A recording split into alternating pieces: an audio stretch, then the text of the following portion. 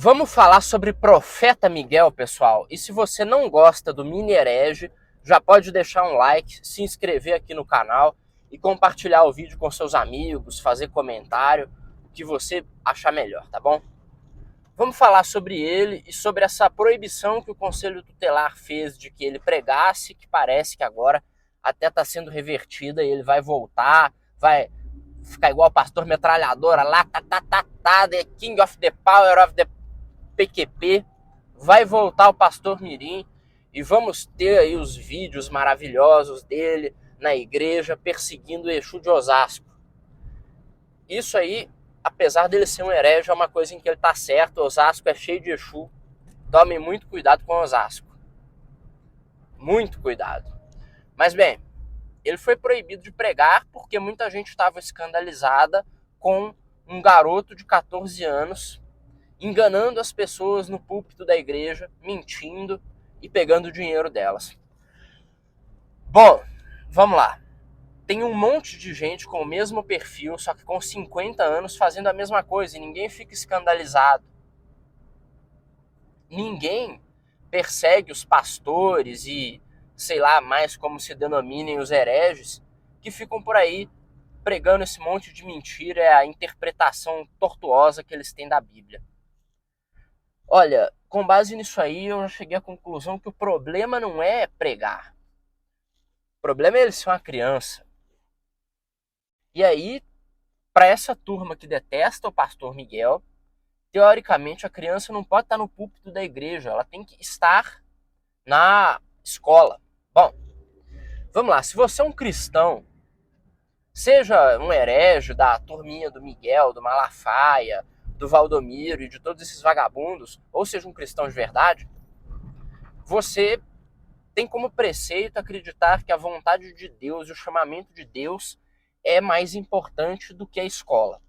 Que a escola do governo, que o MEC, né, que a Secretaria de Educação, aquele bando de degenerados e de sodomitas que fazem as políticas públicas educacionais no Ocidente e que estão transformando nossa sociedade num bando de meretrizes e de sodomitas. Hein?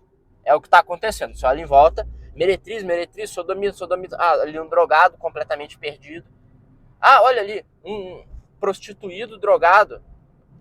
É desse jeito a sociedade. Então, as autoridades responsáveis pela educação, elas fracassaram fragorosamente, não servem para porcaria nenhuma, isso precisa ser dito. E se você é um cristão, você acredita em Jesus, suponha aí que você é da família do Miguel, você acredita que aquilo ali é verdade, que ele recebeu um chamado de Cristo, tá? Cristo é mais importante do que o Lula, que o atual ministro da Educação. Quem é o atual ministro da Educação? É algum vagabundo do Centrão ou é um louco ideológico? Ou às vezes é um louco ideológico do Centrão. É sempre assim, fantástico. Bom, numa perspectiva religiosa, não faz sentido nenhum o governo dizer quem pode ou não ser um falso profeta, sendo que é um governo que odeia o cristianismo. É um governo que odeia Jesus Cristo. É um bando de pagãos e de ateus.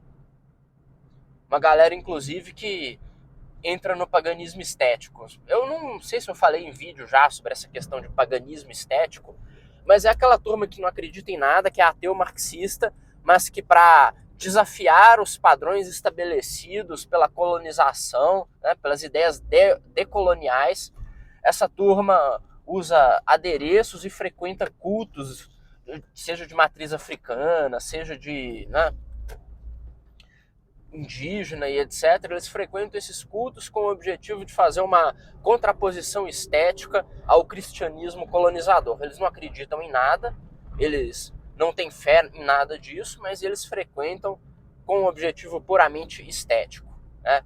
Para se mostrar decoloniais. A grande idiotice.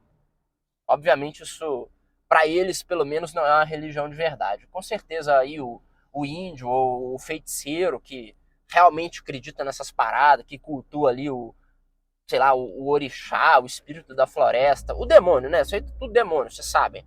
Mas pro cara que cultua isso aí, ter um bando de esquerdista cirandeiro indo lá no ritual deles para tirar foto e dizer o tanto que ele é inimigo dos europeus, é uma grande palhaçada, tá bom?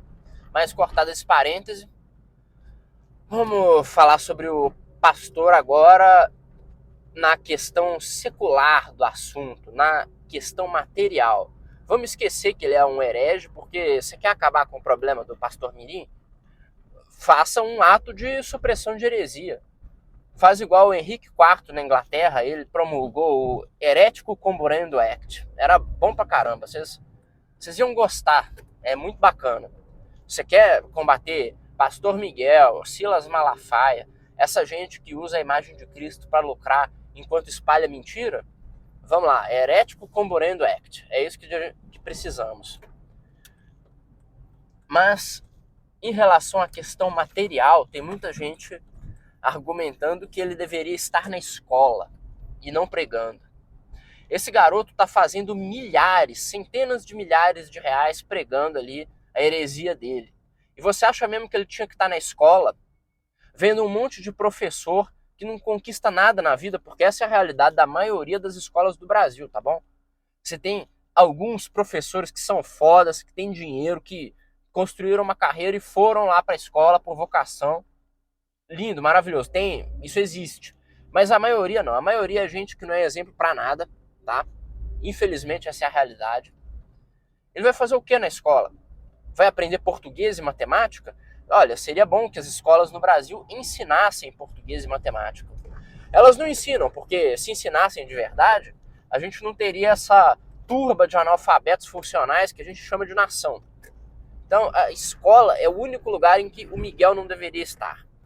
O Miguel, ele tem que ser orientado por alguém que consiga ajudá-lo nesse dom de falar em público. Tá, ele tem um dom de falar em público. Fala um monte de merda? Exatamente, fala um monte de merda.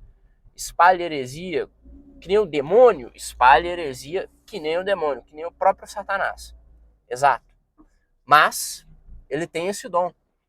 Ele deveria estar trabalhando isso.